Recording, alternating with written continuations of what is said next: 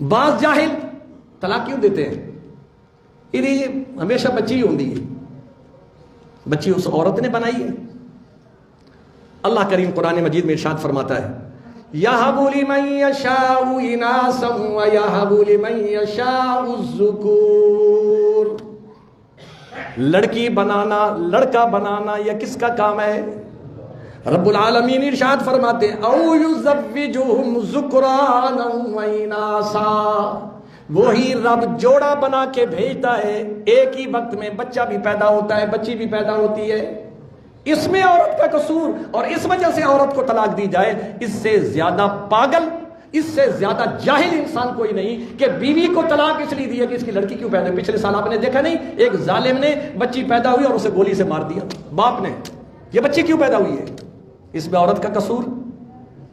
بچہ بنانا رب العالمین کا کھیل ہے، اس کا نظام ہے، وہ جس کو بچی دے ساریاں بچیاں دے دے، ساروں کو بچے۔ کتنے لوگ ہیں جن کے بچے ہی بچے ہیں، وہ بچی کے لیے ترستے ہیں، اور بچی قابل نفرت چیز نہیں ہے۔ میرے اور آپ کے آقا جناب محمد رسول اللہ صلی اللہ علیہ وسلم نے فرمایا بچیوں سے نفرت کرنے والوں، حضور نبی کریم صلی اللہ علیہ وسلم نے فرمایا کہ بچیاں جنت کی ضمانت ہیں۔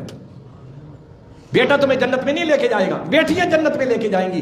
کون سی بیٹیاں؟ میرے اور آپ کے آقا جناب محمد رسول اللہ، جو باپ بیٹیوں کو سینے سے لگاتا ہے، جو ان سے محبت کرتا ہے، جو انہیں مرفت کرتا ہے، اور ان کو کسی قسم کا کوئی تانا اس کی ماں کو یا بچیوں کو نہیں دیتا ہے۔ فرمایا نبی دو عالم صلی اللہ علیہ وسلم نے کہا، پہلے آپ نے فرمایا جس کی 3 بچیاں ہوں، قیامت کے دن وہ اور میں، اللہ کا محبوب فرماتے ہیں، یوں کٹھے ہوں گے جس طرح یہ 2 انگلیاں کٹھی ہیں۔ نبی کا ساتھ، امام الانبیاء کا ساتھ، اور ظالم تو آج اپنی بیوی کو طلاق دے رہا ہے کہ اس کی بچی کیوں پیدا ہوئی ہے؟